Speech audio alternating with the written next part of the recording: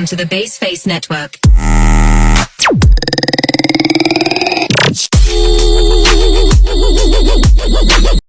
Good morning to my lecturer and my classmates. I appreciate you giving me this opportunity to present. Before I start my presentation, let me introduce myself. My name is Evelyn Chansini. You can call me Eve or Evelyn. I have 5 other of group members and later they will introduce themselves one by one. My name is Felicia Antonia and you can call me Felicia. My name is Nurliana. My name is Natasha binti Muhammad Shahrudin. My name is Nadia Tut Emmeline. And my name is Siti Nur Batrisha. Okay, let's start our presentation. What is port? Port is a maritime facility comprising one or more wharves or loading areas where ships load and discharge cargo and passengers. Port also serves as important transportation hubs that facilitates good movement the disruption of freight, including raw materials, parts, and finished consumer products by all modes of transportation, including marine, air, rail, and trucks to business in local communities and worldwide markets. So, what is the importance of maritime and port sector? The importance of maritime and port sector is the maritime industry is a leading source of employment in many countries, especially those with many ports and lengthy coastline. There are 3 types of employment which exist within the maritime industry. First is direct, second is indirect, and last is included employment. Why we choose Port Klang and PTP? Because Port Klang is the largest and the busiest port in Malaysia, and for PTP, it has excellent service and container terminal services. I will continue my presentation with background and historical of Port Klang. Port Klang is one of the largest busiest port in Malaysia because Port Klang is the number 1 in Malaysia. It is located on west coast of Peninsular Malaysia, which is approximately 40 kilometers from the city of Kuala Lumpur. After that, Port Klang is a city and major shipping port in Malaysia because Port Klang was a government railway area in 1880. The position of Port Klang port is close to the Klang Valley, which is famous as the country industrial area that helped boost the country economy. This port is a port included in the North Port and West Port. History of Port Klang. At the 1874, this port selected an administration hub for areas under British rule and known as Port Sweden bears the name of the British resident, which is resident of British. That time its name is Swedenham. At the 19th century, Port Klang was served as gateway to the central region. And after that, at the 1993, Port Klang was established in 1993 as the National Cargo Center and Transshipment Center and is the heart of the country development.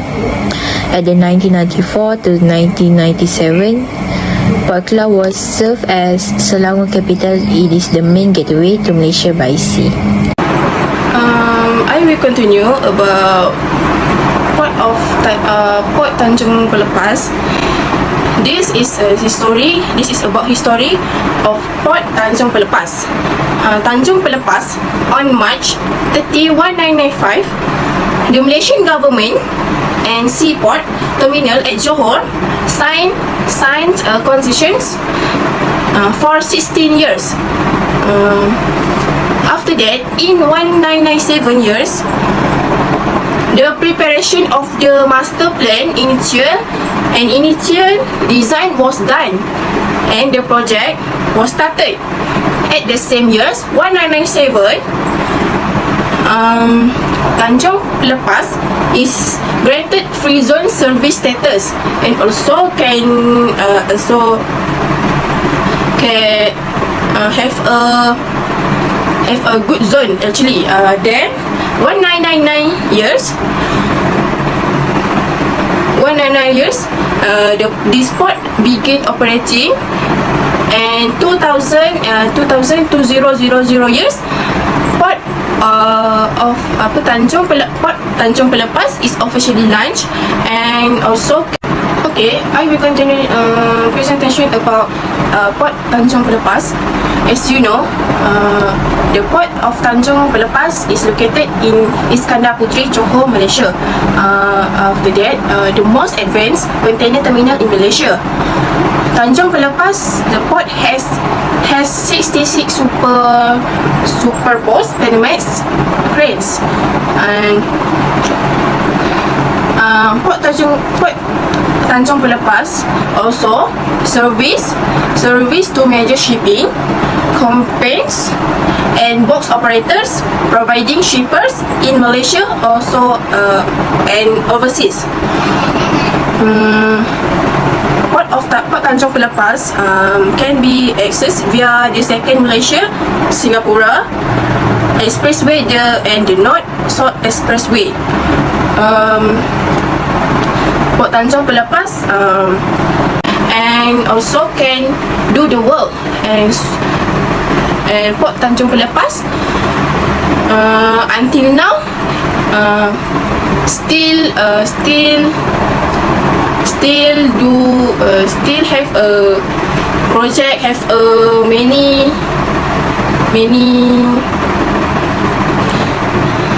many people working at that. Next, I will continue this presentation with what types of cargo that this port handle.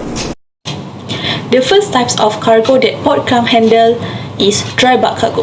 What is dry bulk cargo? If you don't know, let me tell you. Dry bulk cargo is a raw material that is shipped in large unpackaged parcels. Dry bulk consists of mostly unprocessed materials that are destined to be used in the global manufacturing and production process. The example of dry bulk cargo in Port Klang are grain and sugar, which is at Terminal 1. Then at Terminal 2, there are fertilizer and sand. The second type of cargo that Port Klang handle is break bulk cargo.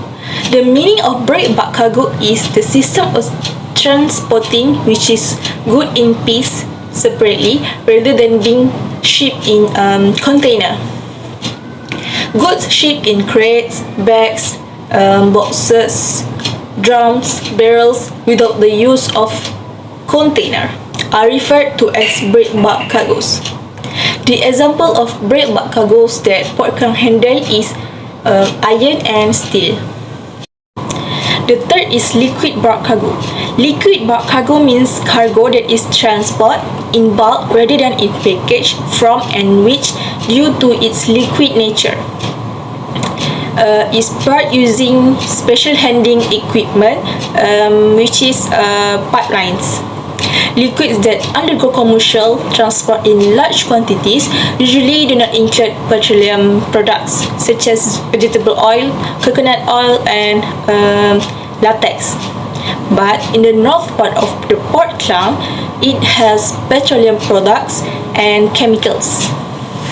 So I want to present about type of cargo that Port Tanjung Pelepas. First, cargo of the large number of boats transiting the yard so that the space is not too narrow to place another container. Second is large steel box used to transport goods by ship, train, and truck because it can make people easier.